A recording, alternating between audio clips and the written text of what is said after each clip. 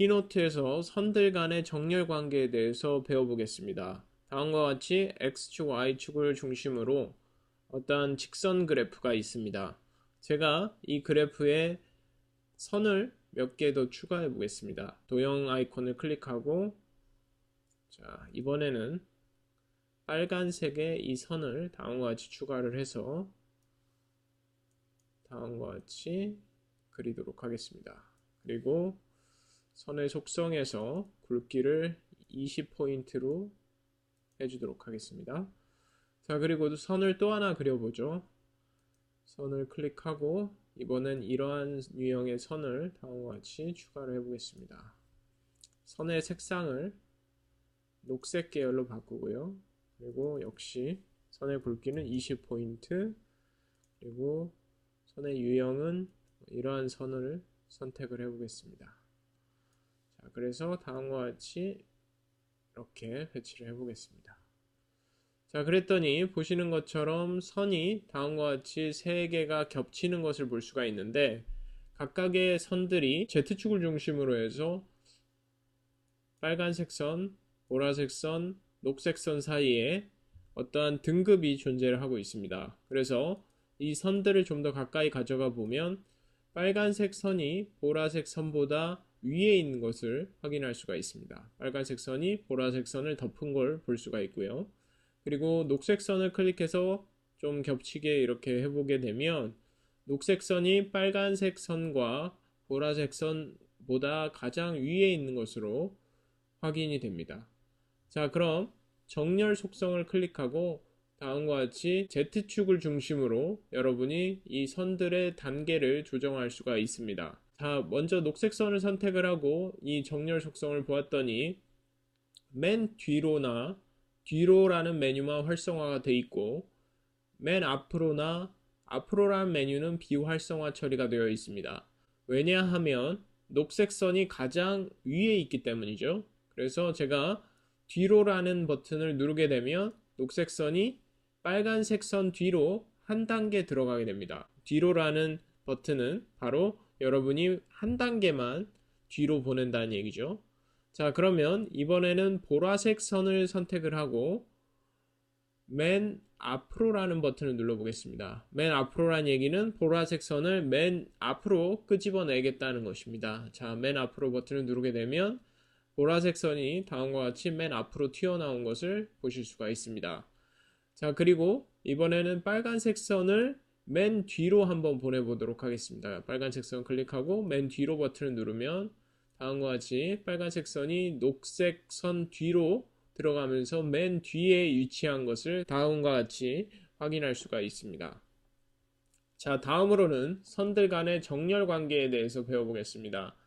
자, 3번 슬라이드에 제가 준비해 놓은 것을 보면 주황색의 선은 제가 여러분의 이해를 돕기 위해서 안내선을 다음과 같이 그려놓은 것입니다. 이 세 개의 선들을 우선 이렇게 선택을 하고 정렬 메뉴에서 왼쪽이라는 메뉴를 클릭해 보겠습니다. 자, 그랬더니 왼쪽의 선을 기준으로 해서 모두 이 세 가지의 선이 왼쪽에 정렬된 것을 확인할 수가 있고, 자, 다시 뒤로 돌아가서 원 상태에서 이번엔 중앙이라는 메뉴를 선택을 해보겠습니다. 이 세 개의 선들의 중앙 지점을 기준으로 정렬을 하겠다는 것이죠. 중앙이라고 클릭을 하게 되면 다음과 같이 가장 중앙에 이 세 선의 위치를 잡아줍니다. 자, 그러면 다시 원 상태로 돌아가서 마지막으로 정렬 메뉴의 오른쪽을 클릭하게 되면 제일 오른쪽에 위치한 선을 기준으로 다음과 같이 우측 정렬이 되는 것을 확인할 수가 있습니다. 자, 그러면 다시 원 상태로 돌아가서 이번엔 상하 정렬을 보겠습니다. 정렬 메뉴를 클릭하고 상단을 누르면 어떻게 되겠습니까? 제일 상단에 위치한 이 선을 중심으로 전부 다 수평으로 정렬이 되겠죠. 정렬 상단. 그랬더니 다음과 같이 가장 위에 있던 선의 점을 기준으로 다음과 같이 수평으로 모든 선을 정렬한 것을 확인할 수가 있습니다. 자, 다시 원 상태로 돌아가서 정렬의 중간을 누르게 되면 이 세 개의 선의 가장 중간 지점을 맞추어서 정렬을 하게 됩니다. 중간을 클릭하면 보시는 것처럼 중간 지점에 각각 3개의 선을 정렬하는 것을 볼 수가 있습니다.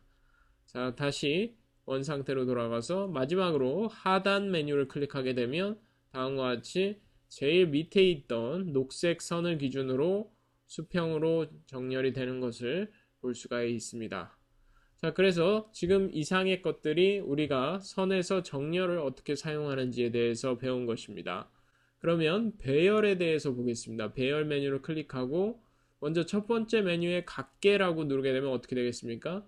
X축, Y축을 기준으로 해서 이 3가지의 선들을 균등하게 배치를 합니다. 클릭을 하게 되면 보시는 것처럼 다음과 같이 선들이 X축과 Y축을 기준으로 균등하게 간격이 배분이 되는 것을 볼 수가 있습니다.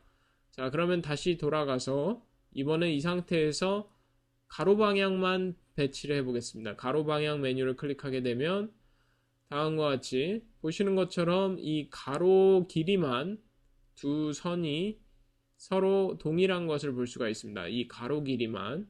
그리고 반면에 이제 이 세로 길이는 차이가 나고 있는 것을 확인할 수가 있죠.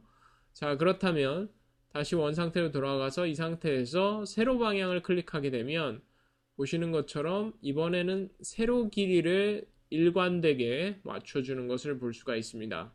하지만 우리가 같게라는 메뉴를 누르게 되면 다음과 같이 가로, 세로가 모두 같은 균등한 선들의 배열을 볼 수가 있습니다. 자, 그래서 여러분들이 이러한 그 배열 기능은 다음과 같이 활용하실 수가 있다는 점을 꼭 기억하시기 바랍니다.